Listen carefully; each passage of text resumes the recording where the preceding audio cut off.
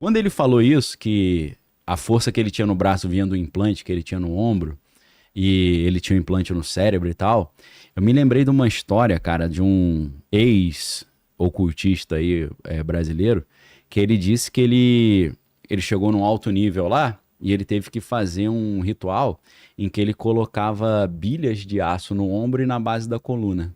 E quando ele colocava o polegar nesses dois lugares, assim, um polegar aqui e o outro na coluna, e invocava a entidade tomava posse dele. Ele falou, eu espancava 10 pessoas sozinho.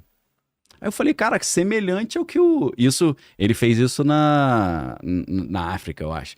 Semelhante ao que o cara diz que fizeram nos Estados Unidos, só que com um requinte mais tecnológico, né? Dos implantes dando forças excepcionais pro cara, envolvendo o mundo espiritual também, né? Ele falou que pulava 3 metros de altura, batia e ficava com uma força descomunal quando ele incorporava esse ser lá. Então eu falei, caraca, aí eu me lembrei de um italiano que a gente já comentou aqui, que é o Leo Zagami, falando que a magia é a mais antiga arma de guerra que existe, né? Você fazer um feitiço contra alguém, né? Eu falei, caraca, será que os caras realmente usam isso no exército? Será, Parece que sim, né? Porque você pensa assim, cara, espionar alguém. Se realmente o cara conseguir sair do corpo e fazer uma projeção astral, pô, é maravilhoso. Sem Você vai risco lá, nenhum. você vai na reunião secreta lá, observa tudo e vai embora e ninguém ficou sabendo, né? Então, um dos caras que participava do projeto Stargate, você tinha o Ingo Swann, que a gente já mostrou ali, que esse cara não era militar, era civil, mas você tinha os militares, que é o Joseph McMonagall e também o Major Ed Dames, né? Como eu falei pra vocês, né? O Major Ed Dames, por exemplo, no filme Os Homens que Encaravam Cabras é o Kevin Spacey, que ele tem uma franjinha, um cabelo lisinho, a franjinha caída. Esse cara é assim até hoje. Esses caras, quando você vê a história real deles, você fala, meu irmão, esses caras conseguem fazer coisas que realmente são impressionantes e servem muito no meio militar, porque o Major Ed Dames, o Joseph McMonagall não, mas o Major Ed Dames é rico pra caramba, porque ele pegou essas técnicas e hoje ele ensina. Ele se aposentou do exército e ele ensina pro cara usar na vida pessoal dele. Ele falou que ele descobriu a esposa dele assim, ele encontrou a esposa assim. Porra. Ele sentou, fez o remote viewing e o comando, ou o prompt, né? É como se fosse um prompt de inteligência artificial. O prompt era, qual mulher viva hoje no planeta é a minha esposa ideal? Aí ele recebeu ali num papelzinho, como se fosse uma psicografia, né? O nome da mulher, o nome da cidade e o país. Foi na Polônia.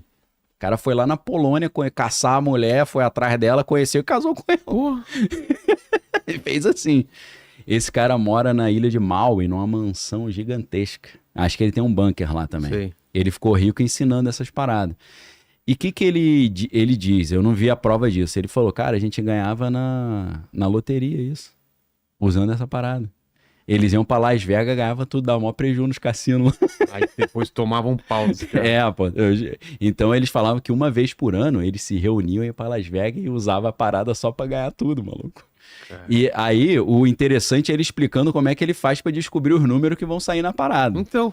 Porque ele disse que você descobrir número nesse remote view é difícil, porque ele falou que no mundo espiritual o número é uma coisa abstrata, não é físico. Sim. Então ele tem que fazer uma tabelinha de equivalência de cada número para uma cor.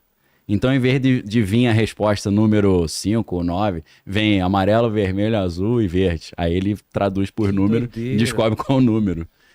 Aí você fala, cara, muita loucura isso, né? O Joseph McMonagall, ele até hoje faz esses exercícios e ele diz que ele já espionou várias vezes os caras em reuniões secretas fazendo isso. Ele falou que deram uma missão para ele, que era para ele espionar documentos dentro de um cofre, acho que na Rússia. Um cofre que é totalmente protegido, que a parede é mais de 1 metro de aço. E ele falou que mesmo fora do corpo, ele teve muita dificuldade de conseguir passar pela parede, a alma dele, né? Aí o entrevistador, isso ele falou no podcast do Sean Ryan. Sean Ryan era um ex-agente da CIA que tem um podcast maneiraço, que é o Sean Ryan Podcast. Pra quem quiser assistir, entrevista com Joseph McMonagall.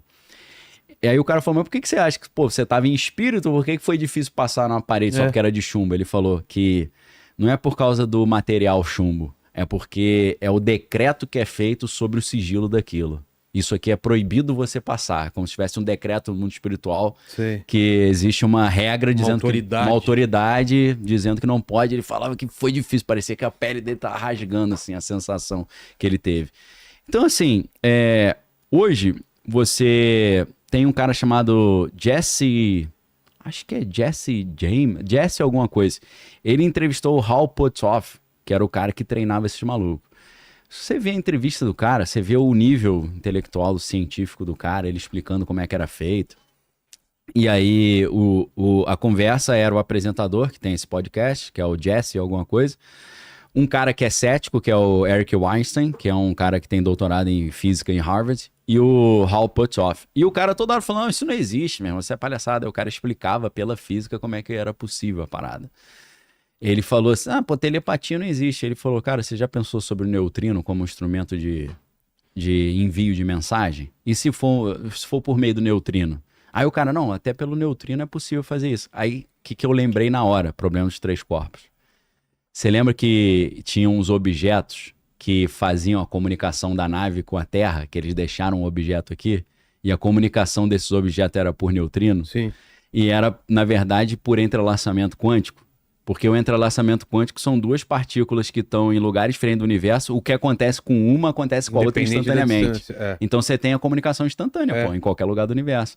Eu falando, caraca, meu irmão, acho que esse pessoal aí do Problema dos Três Corpos manja do Paranauê também, hein? É um chinês, doutor. E tem aquela história também que mataram o produtor da série, né? Que foi estranha pra caramba, E na verdade, a gente comentou isso outra vez, mas só pra retomar, a ideia do Problema dos Três Corpos a série começa os caras no acelerador de partícula não conseguindo trabalhar porque tava dando tudo errado, né? Não tava funcionando. É como se uma interferência de fora tivesse alterando. E a gente descobre que eram os alienígenas atrapalhando o desenvolvimento tecnológico humano para eles não terem arma suficiente para vencer os alienígenas numa guerra. Eles iriam demorar 400 anos para chegar. E aí com a velocidade do crescimento do desenvolvimento bélico tecnológico americano em 400 anos já teriam arma suficiente para vencer os alienígenas. Então eles começam a atrapalhar a experiência científica, né?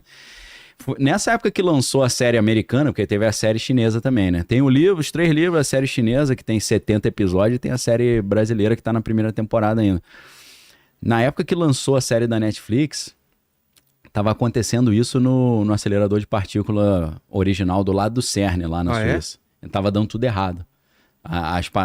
Tinha uma influência externa que ninguém tava conseguindo explicar. Eles conseguiram explicar inventando o conceito da partícula fantasma, que é uma partícula 4D que está em outra dimensão, influenciando a nossa dimensão e atrapalhando. Na mesma época, eu falei, caraca, que coincidência, meu irmão. Tá muito estranho. Tá muito estranha essa história. Então, assim, às vezes a gente pensa em guerra, a gente pensa assim, em bomba atômica, né? Mas a parte espiritual é um componente vital, fundamental nessa conversa também, né? A gente vê muito isso, a história do Stranger Things. É interessante porque, acho que ano que vem já, né? Tá vindo a próxima temporada, né? Aí deve ser a última. É a final. Stranger Things é completamente baseado numa história real, entre aspas, né? Porque a Bíblia do Stranger Things, inclusive se a galera conseguir achar, isso é legal. Se você botar Stranger Things Bible, você vai achar um documento em PDF, que é o documento original que eles fizeram o pitch para os estúdios, né? Que explica, que é sensacional. Não sei se você já viu, se você quiser dar uma olhada depois, é incrível. É mesmo? Porque eles mostram, assim, as referências, né? Aí tem ET, do Steven Spielberg, tem Poltergeist, eles vão mostrando até cenas, assim, você vê cenas muito parecidas da história do celeirozinho, né? Sim. Do lugarzinho onde o Will se escondia. Então é muito maneiro para quem ama, né? A cultura nerd anos 80. E o nome do projeto não é que eles apresentaram para os estúdios, não é Stranger Things, é Montauk. Não era Stranger Things o nome. Porque Montauk é um projeto olha lá, ó. Olha que interessante. Essa é a bibliazinha. E era para chamar Montauk. Montauk era o nome, né? Montauk é o nome de um lugar que é a pontinha da ilha de Long Island, lá em Nova York, que é o ponto mais a leste dos Estados Unidos. Então ali, o que os americanos fizeram? Botaram uma antena gigante para monitorar, ver se não estava vindo nenhum alemão atacar os Estados Unidos durante a Segunda Guerra Mundial. Então, em Montauk ali tem uma base, e essa base ela foi transformada num centro de pesquisa do Departamento de Energia. E aí, quem se lembra do episódio inicial de Stranger Things, tudo acontece no Departamento de Energia, né? E aí você fala, pô, o que tem a ver o Departamento de Energia com paranormalidade? Mas o Montauk era isso. Porque o que eles fizeram? Essa antena que tinha lá na ponta da ilha, eles ligavam tipo 5 da tarde para espionar e fazer pesquisa. E o delegado começou a perceber que 5 da tarde começava a ter um monte de crime. De nego maluco na rua, fazendo besteira. E aí os caras começaram a tentar pesquisar por que era aquele horário. E descobriram que a antena ligada influenciava o comportamento da galera no redor. Isso tá no filme, no livro, que é o livro original, que é Montauk Experiences in Time, Experiências no Tempo, que é do Peter Moon e um outro cara.